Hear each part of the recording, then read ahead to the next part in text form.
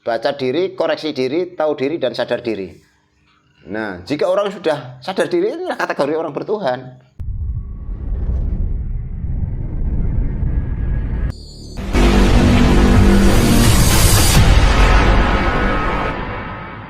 Semakin murtad ya, menurut versi Pak Monang kan menghilangkan kemelekatan. Semakin ada isian gitu kan ya. Nah, buktinya loh tadi saya amati kan sebentar itu Pak Monang itu via telepon isinya uang gitu tuh. Ada lagi telepon ini isinya juga uang. Alangkah indahnya kalau kita bisa meniru jejak Pak Monang kan. Semakin kita menghilangkan kemelekatan yang dalam kemasan bahasa murtad tadi ya. Kan ya semakin enak juga hidup merdeka kan gitu ya. Soalnya versi kata murtad versi masing-masing ya. Iya, masing-masing. Jadi seperti dasar kita kan Pancasila Pak ya. Jadi di situ juga kan tidak ada kata-kata agama, tapi kan ketuhanan satu. Jadi ini sepakat enggak Pak Monang tanpa beragama tapi bertuhan? Nah, sekarang gini Mas ya. Ini kan dasar negara kita adalah ketuhanan yang Maha Esa. Negara saja memakai ketuhanan yang Maha Esa sebagai dasar. Itu secara geografis ya. Apa salah kalau ketuhanan yang Maha Esa kita jadikan dasar pribadi kita? Nah, itu artinya jika orang sudah bertuhan, negara itu malah tentrem, ayem, damai. Karena apa? Tidak ada kebencian. Nah, tidak ada ibaratnya berebut nasib. Berebut nasab untuk merubah nasib gitu ya. Jadi kalau berebut nasab, saya nasabnya si A si B, nanti nasibnya bisa bagus ya, mendatangkan uang kan seperti itu. Bolak-balik tetap duit ya Pak ya. Seperti itu kan. Jadi gini Mas ya. Orang yang sudah bertuhan itu tidak terjebak dalam komunitas apapun. Tidak terkotak-kotak. Nah, seandainya ini kelompok ini enggak terjebak. Kita posisi netral gitu nah. Nah, kata netral bukan abe. Ya, artinya bukan abe masuk bodoh enggak. Kita tetap peduli kalau memang dibutuhkan kan gitu. Nah, artinya netral, kita nggak mau nyalah-nyalahkan dan tidak mau benar-benarkan. Jadi kita ayak saja ya Pak ya. Kita saring aja. Mana yang bagus kita pakai, yang nggak bagus dibuang aja ke laut ya. Ke laut aja biar. Soalnya repot juga loh Mas pendapat saya ini. Dibilang bagus dan tidak bagus, kita masih terjebak dualitas. Repot juga. Nah, prinsip saya ini terbebas dari dualitas tuh Jadi nggak berpijak salah dan benar, tidak berpijak bagus. Semua bagi saya itu semuanya tuh manfaat. Tapi gini ya Pak ya. Memang semua itu manfaat Pak. Tapi ya seperti Pak Monang ini kalau saya amati, kalau saya dengar-dengar orang sana cerita tentang Pak Monang ini kan, Pak Monang itu di daerah Pak Monang saya di Sumatera Pak ya. Itu kan tokoh juga. Itu yang menilai begitu juga sah-sah saja. Ya, jadi gini Pak Monang. Tokoh apa tergantung kan, tokoh itu banyak Mas. Tokoh ngutang juga bisa. Ya mungkin Pak Monang termasuk satu-satunya orang di sana tokoh murtad.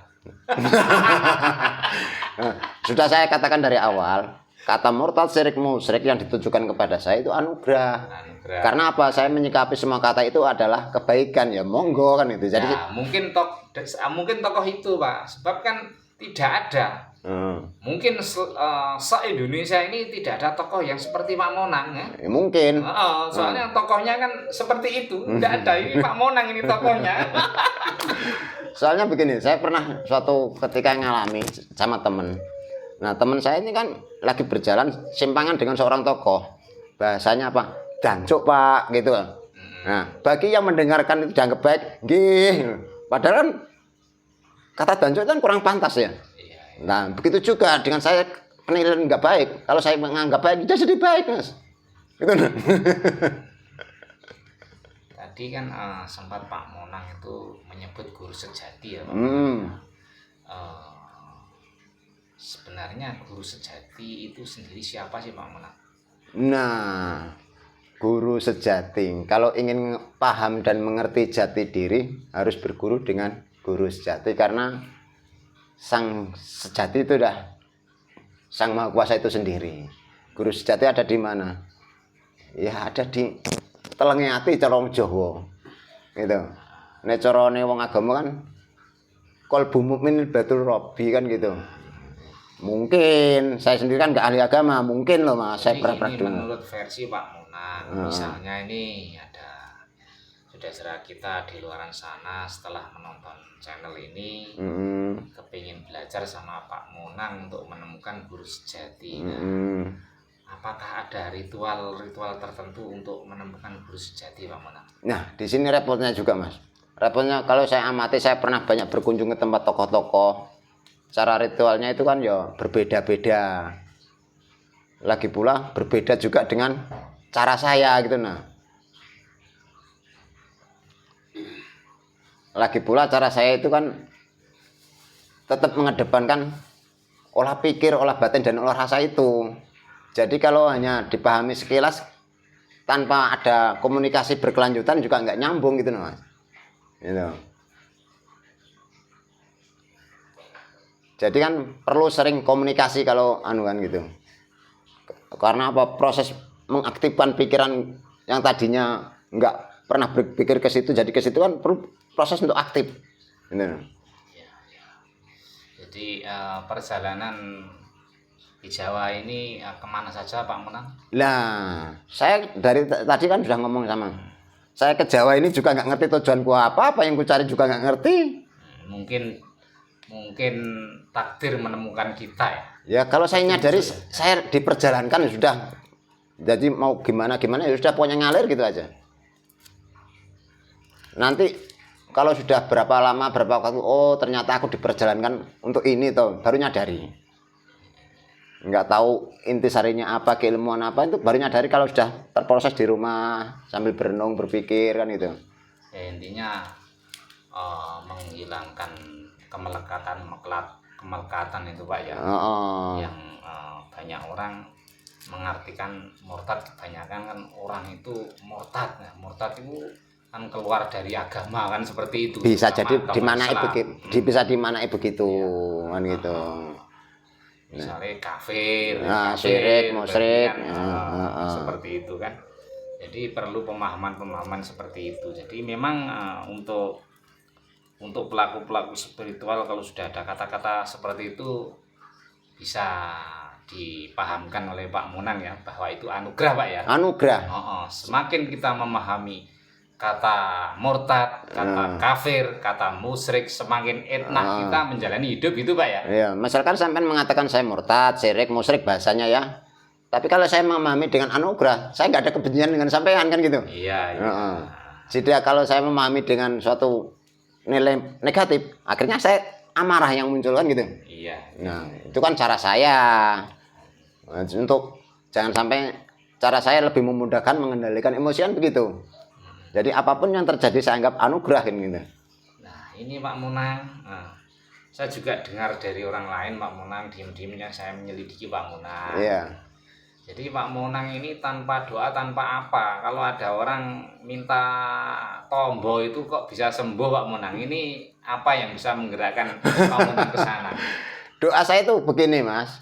Kalau ada orang minta tolong, karena saya sudah ngomong saya ini bukan ahli pengobatan ya.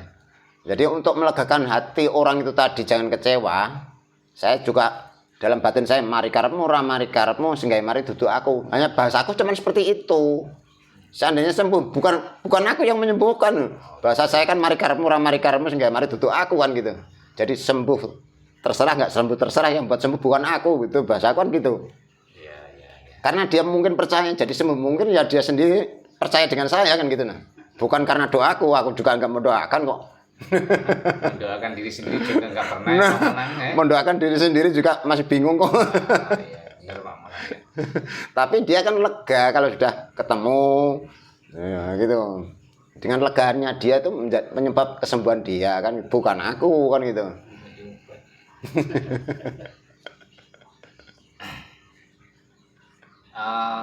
Saya pernah mendengar gini Pak. itu tadi yang dalam pencarian jenengan kan ketemu guru sejati ya. Nah, apakah ada semacam sebelum bertemu guru sejati itu ada ketemu siapa lagi gitu Pak? Ya itu tadi saya mengatakan tentang guru sejati itu tadi. Ya setia dengan hati itulah kalau saya mengatakan guru sejati itu. Jujur dengan hati kita sendiri, setia dengan suara hati kita sendiri. Nah, lama-kelamaan kita itu akan lebih memahami gitu nah, suara batin kita. Nah, di situ. Jadi nggak spontan langsung berhadapan antara sampean dengan saya ini, sampean guru saya enggak. Iya. Kalau versi saya loh. Iyalah, kan saya juga setelah ketemu Pak Monang semalam ya, Pak Monang janji besok kita jumpa. Saya kan nggak menghubungi belas, saya percaya, saya ngeplong gitu loh. Iya. Ini kan kemelekatan nggak ada. Gitu. Nah, ternyata kan di sini, saya percaya Pak Monang nggak akan menepati janjinya. Sekali ngucap kan pasti datang, nggak pakai insya Allah ya Pak Monang. Enggak. Ya. Soalnya begini Mas, kalau kita masih suka bohong, apa yang kita terima dari suara batin itu juga bohong nantinya. Makanya kalau kita belajar begini, konsisten dengan janji. Karena kita sering banyak bertanya dengan hati kita. Nah, kalau kita mencela-mencela, suara hati kita juga mencela-mencela jawabannya dikala kita lagi butuhkan gitu. Nah, jadi itu termasuk konsisten dengan suara hati itu tadi. Nah, ini perjalanan spiritual Pak Monang ya, hingga menggerakkan hati Pak Monang. Alangkah indahnya kalau saudara-saudara kita yang bisa memahami tentang manembah ya Pak Monang. Manembah. Jadi kalau istilah menyembah kan masih di luar. Masih di luar diri. Jadi menganggap Tuhan kita di luar diri kita kan gitu. Jadi kalau istilah manembah kan ke dalam lah. Ini yang bisa menyebabkan Pak Monang itu ketarik ke situ itu awal mulanya bagaimana Pak Monang? Ya karep hati ngono Mas, ngetutno karepe hati. Nah itu loh. Jadi bukan berdasarkan katanya si A si B enggak, karepe hatiku ngono tak tutno ngono lho.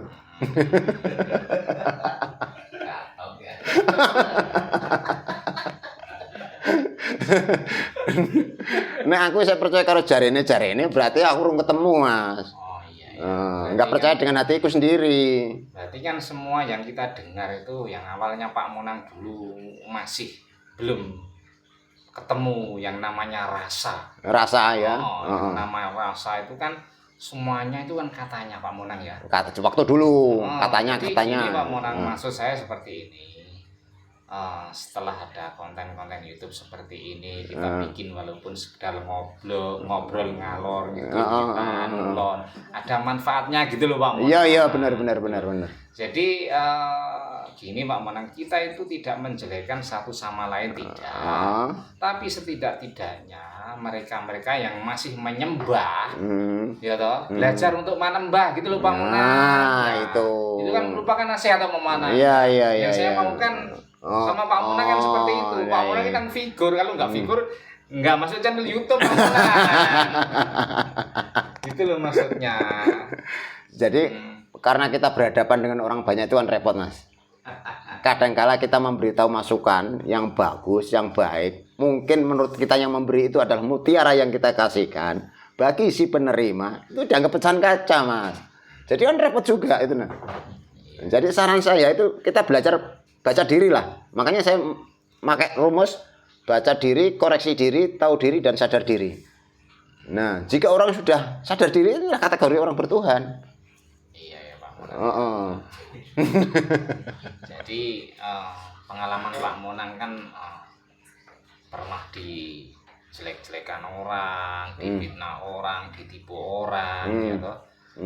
Jadi Pak Monang berdoa pada yang kuasa lah intinya, menembah ke dalam, ya toh, supaya diberi kesadaran. Tapi kok yang terjadi malah sebaliknya itu menurut Pak Monang bagaimana? Lah itulah Mas, kadang-kadang kita misalkan dindolimi orang ya. Kita merasakan apapun yang terjadi itu yang terbaik ya. Kita bahkan doa yang kita sampaikan baik juga. Misalkan suatu contoh saya pernah ngalami diperampok orang ya. Ini cerita saya ya.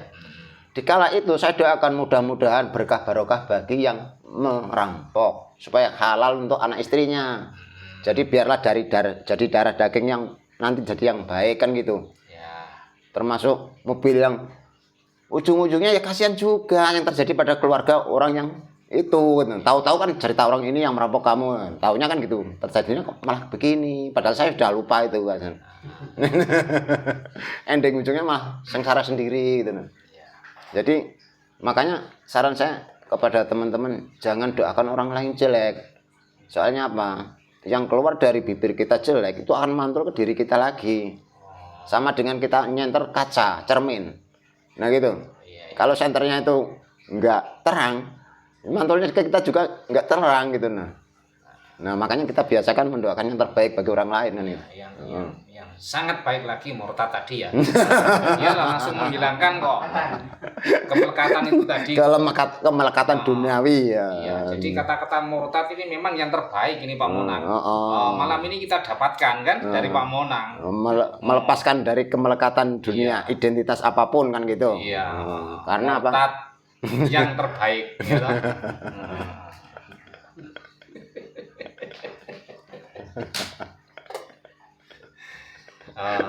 Sudah Pak Monang ya, ini kan sudah agak malam, nanti Pak Monang kecapean, ya toh. Sementara atau ada lagi Mas Indra? Rahayu Pak Monang, rahayu. Rahayu, wujud kanthi selamat utuh tentrem sekabehane. Matur suwun.